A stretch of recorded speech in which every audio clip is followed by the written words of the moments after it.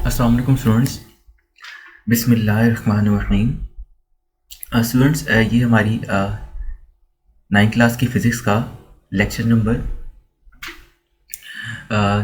7 है और हम इसमें आज डिस्कस करने जा रहे हैं कुछ इंफॉर्मेशन बॉक्सेस जिनमें से लाहौर बोर्ड के अंदर अक्सर औक़ात क्वेश्चन पूछ लेते हैं। मैं पेज के बुक के पेज नंबर 2 के ऊपर हूँ और ये जो है एक इंफॉर्मेशन बॉक्स है जिसको मैं आज डील करूँगा, आपको समझाने की कोशिश करूँगा कि ये इंफॉर्मेशन बॉक्सेस भी इंपॉर्टेंट होते हैं। एग्जामिनर इन इंफॉर्मेशन बॉक्सेस को भी हिट करता है, आपसे क्वेश्चन पूछता है इनके हवाले से।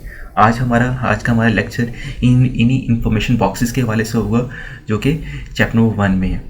इसके अलावा कुछ बातें जबकि मैं लेक्चर स्टार्ट करूं उससे पहले मैं बता देता हूं कि chapter number 1 basically short question के लिहाज से आप लोगों ने प्रिपेयर करना है। इसमें से अगर आप लोगों ने प्रिपरेशन करनी है अच्छे तरीके से तो न्यूमेरिकल्स के हवाले से करनी है, इसमें से लॉन्ग क्वेश्चन नहीं आता। और इसके न्यूमेरिकल्स की भी एक पूरा सीरीज़ लेक्चर की वो इंशाल्लाह मैं 1 by 1 अपलोड करूँगा, आप उसे देखिएगा, उसे समझने की कोशिश करिएगा। लेक्चर स्टार्ट करते हैं। फर्स्ट पॉइंट है हमारे पास फॉर योर इंफॉर्मेशन का, लिखा हुआ है Andromeda is one of the billions of galaxies called universe. Andromeda किसे कहते हैं? बिलियंस ऑफ गैलेक्सीज का नाम है। हमारे यूनिवर्स के अंदर करोड़ों स्टार्स हैं, यूनिवर्स के अंदर स्टार्स हैं, ब्लैक होल्स हैं, इसके अलावा प्लैनेट्स हैं, उन तमाम को अगर मिला दें तो उसको नाम दिया जाता है एंड्रोमेडा का। इंपॉर्टेंट पॉइंट है, आप लोगों को अच्छी तरह पढ़ना पड़ेगा। नेक्स्ट मूव करते हैं। हमारे पास कुछ पॉइंट्स जैसे जैसे आते जाएंगे मैं आपको बताता जाऊंगा। ये मैं पेज नंबर 3 की तरफ मूव कर रहा हूँ, यहाँ पर इस तरह का कोई पॉइंट हमारे पास मौजूद नहीं है। इसके अलावा डू यू नो में एक पॉइंट आ रहा है हमारे पास, लिखा हुआ है wind turbines are used to produce pollution free electricity. Wind turbines का इस्तेमाल किया जाता है पोल्यूशन फ्री इलेक्ट्रिसिटी पैदा करने के लिए। आपको पता है इलेक्ट्रिसिटी पैदा करने के बहुत सारे तरीके हैं, जिनमें एक तरीका हमारे पास जो है वो वाटर के ज़रिए है, यानी डैम्स बनाए जाते हैं। इसके अलावा भी बहुत सारे तरीके हैं, लेकिन ये जो वाइंड टर्बाइन्स हैं ये पोल्यूशन फ्री है, इससे किसी किस्म की आलूदगी पैदा नहीं होती।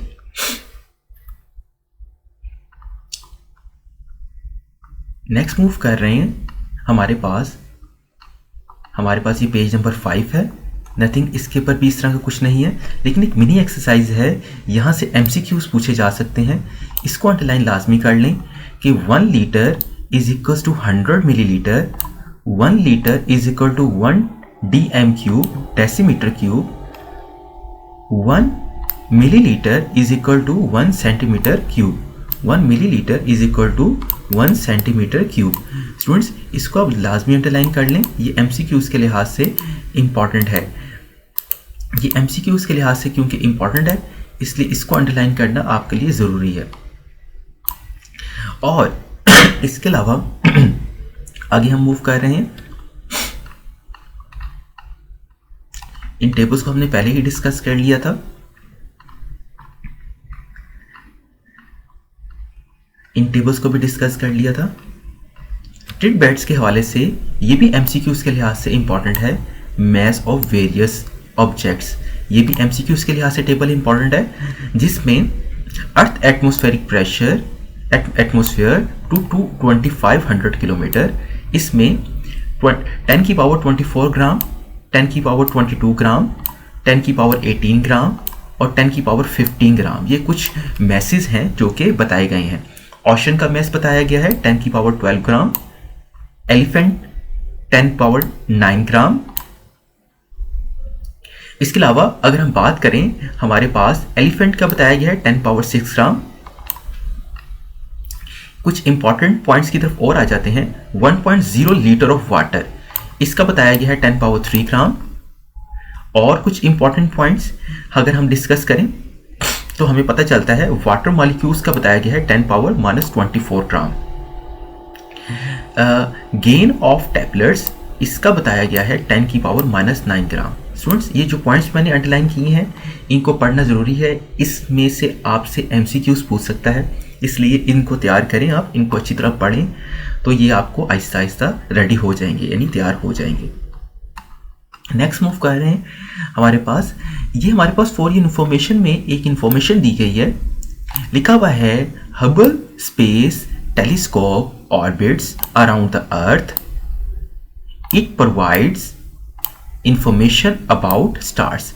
हबल जो टेलीस्कोप है ये बेसिकली ऑर्बिट करती है अराउंड द अर्थ, और ये आपको किस बारे में इंफॉर्मेशन देती है, ये आपको स्टार्स के बारे से इंफॉर्मेशन देती है। ये इंफॉर्मेशन बॉक्स है, इसके ऊपर MCQs भी पूछा जा सकता है, शॉर्ट क्वेश्चन भी पूछा जा सकता है। नेक्स्ट मूव कर रहे हैं हम अगले पेज की तरफ, पेज नंबर 10 की तरफ। नथिंग, इसके हवाले से इसमें कुछ भी नहीं है, जो इंपॉर्टेंट बातें थी वो मैंने आपसे पहले ही डिस्कस कर ली थी इसके हवाले से। नेक्स्ट मूव कर रहे हैं हमारे पास पेज नंबर 12 की तरफ, लेकिन इसमें भी इस तरह की कोई इंफॉर्मेशन नहीं है, लेकिन एक चीज़ है जो कि आप देख सकते हैं, digital vernier caliper has greater precision than mechanical vernier caliper. जो डिजिटल वर्नियर कैलिपर है इसकी एक्यूरेसी ज़्यादा है एज कंपेयर टू सिंपल जो हमारे पास नॉर्मल वर्नियर कैलिपर होता है। Least count of digital vernier caliper is 0.01 mm। Important है स्टूडेंट्स, डिजिटल वर्नियर कैलिपर का लीस्ट काउंट 0.01 mm होता है, ये आपको याद रखना पड़ेगा, ये आपसे MCQs के लिहाज से पूछा जा सकता है। मैं आपको बार बार इस बारे में बता रहा हूँ कि लाहौर बोर्ड के अंदर एग्जामिनर इस चीज़ को पॉइंट आउट करता है कि उसे पता होता है कि स्टूडेंट साइड बॉक्सेस को नहीं पढ़ेंगे और वो उसमें से MCQs और शॉर्ट क्वेश्चंस देता है।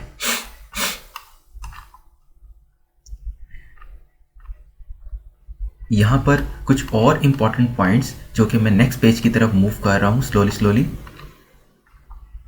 हमारे पास पेज नंबर 15 पे हम मूव कर रहे हैं, इसके ऊपर भी ऐसा कुछ खास नहीं है, लेकिन एक चीज़ यूजफुल इंफॉर्मेशन में आपसे पूछी जा सकती है, अंडरलाइन कर रहा हूँ मैं।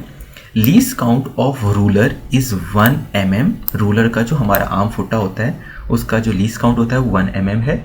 It is 0.1 mm for vernier caliper, ये वर्नियर कैलिपर के लिए 0.1 mm होता है, एंड 0.01 mm फॉर माइक्रोमीटर, और माइक्रोमीटर के लिए 0.01 मीटर होता है। Screw gauge 10 measure taken by micrometer screw gauge are the most precise than other two। Micrometre screw gauge का अगर इस्तेमाल किया जाए तो ये सबसे ज़्यादा एक्यूरेसी के साथ आपको कैलकुलेशन करके देगा as compare to other instruments के मुकाबले में अगर आप माइक्रोमीटर स्क्रू गेज का इस्तेमाल करें तो ये ज़्यादा बेहतर रहेगा। इसमें MCQs और शॉर्ट क्वेश्चन के लिहाज से आपसे पूछा जा सकता है क्वेश्चन। नेक्स्ट मूव कर रहा हूं मैं, हमारे पास laboratory safety equipments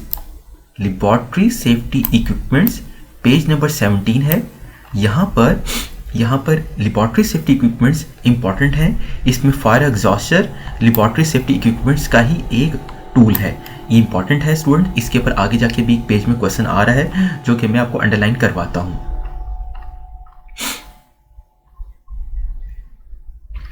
useful information है, यहां पर इसको भी पढ़ लेना चाहिए लाजमी।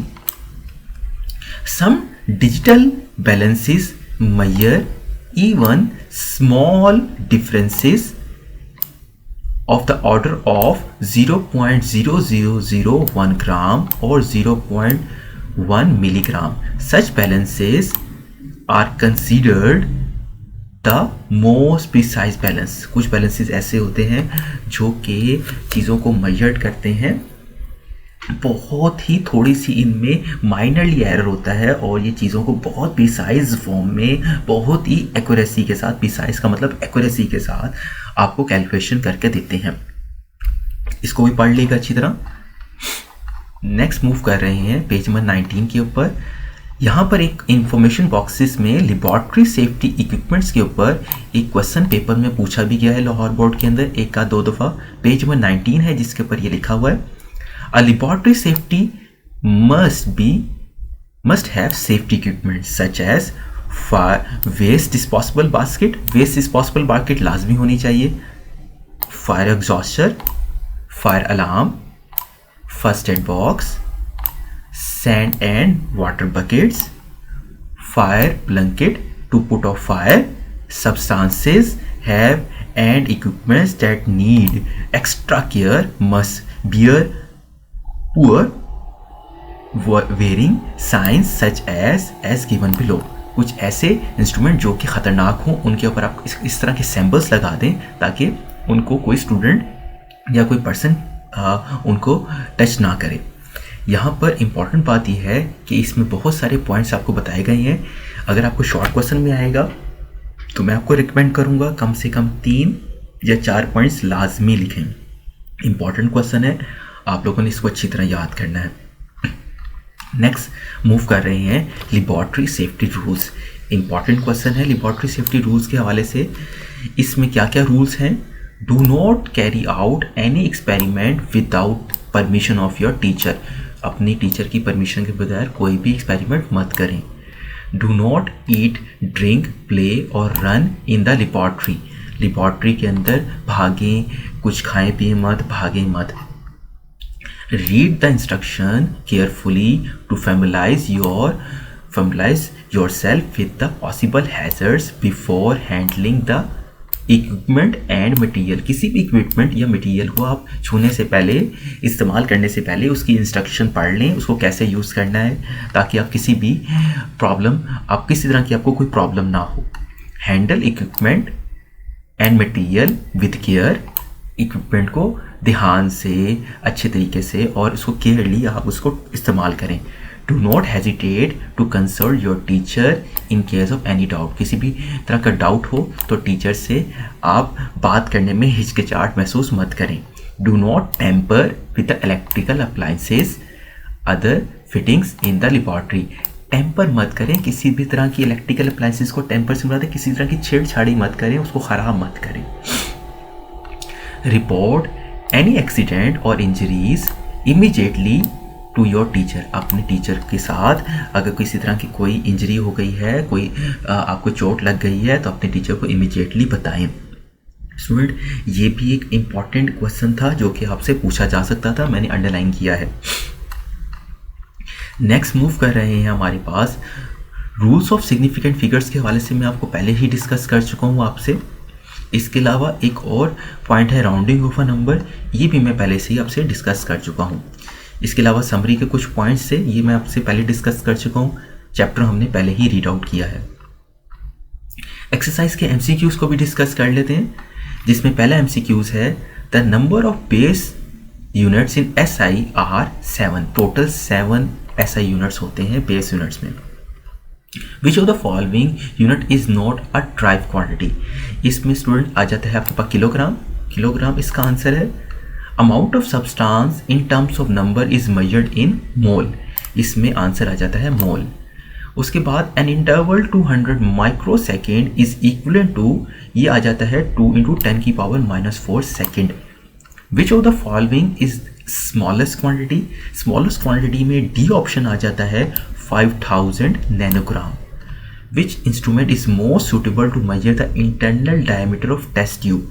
अगर आपने इंटरनल डायमीटर फाइंड करना है किसी टेस्ट ट्यूब का तो कौन सा इंस्ट्रूमेंट आपके लिए सबसे ज़्यादा बेहतर रहेगा। अब स्टूडेंट इसमें हमारे पास बेसिकली कितनी ऑप्शंस हैं? 4 ऑप्शंस हैं। एक है मीटर रूल, दूसरी है वर्नियर कैलिपर, तीसरी है हमारे पास आ जाती है मेजरिंग टेप, और चौथी ऑप्शन आ जाती है हमारे पास, इसमें आ जाती है स्क्रू गेज। तो इसका जो हमारे पास करेक्ट आंसर आ जाएगा वो आएगा वर्नियर कैलिपर। आप वर्नियर कैलिपर को अंडरलाइन कर लें। नेक्स्ट आपके पास आ जाता है A student claimed the diameter of a wire is 1.032 centimeter using vernier caliper. Up to what extent do you agree with it? आप उससे किस हद तक एग्री करते हैं? इसका ऑप्शन नंबर सी है 1.03 सेंटीमीटर। पॉइंट के बाद सिर्फ 2 डिजिट्स को ही काउंट करेंगे। अब measuring cylinder is use to measure. अब मेजरिंग सिलेंडर किस लिए इस्तेमाल होता है? वॉल्यूम फाइंड करने के लिए। इंपॉर्टेंट एमसीक्यूज है, बहुत दफ़ा आया हुआ है। A student noted the thickness of a glass sheet using a screw gauge on the main scale. It reads 3 divisions while 8th division on the circular scale coincide with index line. Its thickness is एक student ने thickness major की आपने gadget के ज़रिए, अपने screw gauge के ज़रिए उसने मेजर की। उसकी जो मेन स्केल रीडिंग थी वो 3 डिवीज़न थी और जो आपकी सर्कुलर रीजन पे जो उसकी रीडिंग थी वो 8 डिवीज़न थी। इसकी कैलकुलेशन करने के बाद जो इसका आंसर, एक्यूरेट आंसर आ सकता है वो आपने देखना होगा। इसकी 4 ऑप्शंस आपके पास बताई गई हैं। एक है 3.8, एक है 3.08 और एक है 3.8 mm और एक है 3.08 m। तो इसका जो करेक्ट आंसर है वो है 3.08 mm। इसकी कैलकुलेशन है पूरी, इसको मैं कैलकुलेट करना आपको नेक्स्ट लेक्चर्स के अंदर होपफुली इंशाल्लाह आपको बताऊंगा किस तरह से करना है। नेक्स्ट लास्ट MCQs है significant figures is in an expression are. इसका ऑप्शन नंबर बी है all accurately known digits and the first doubtful digit. Sorry, option number C है इसका all accurately known digit and the first doubtful digit. ये इसका option number सी उसका answer है। Student, आज के लिए हमारा लेक्चर यहाँ पर मैं वाइंड अप कर रहा हूँ। होपफुली आपको लेक्चर पसंद आया होगा। इस लेक्चर के अंदर मैंने चीज़ों को चैप्टर 1 के हवाले से साइड इंफॉर्मेशन बॉक्सेस को डिस्कस किया। इसके अलावा मैंने एक्सरसाइज के MCQs भी आपसे डिस्कस किए और मैंने उनके आंसर्स को हाईलाइट किया है ताकि आपको हाईलाइट कर आप भी अपनी बुक पर हाईलाइट करके आंसर्स लगा लें। अगर आपको वीडियो पसंद आए तो चैनल को लाइक करें, चैनल को सब्सक्राइब करें, वीडियो को लाइक करें और मुझे सपोर्ट करते रहें। और मैं इंशाल्लाह आपके लिए इस तरह की इंफॉर्मेशनल वीडियोस बनाता रहूँ। अल्लाह हाफिज़।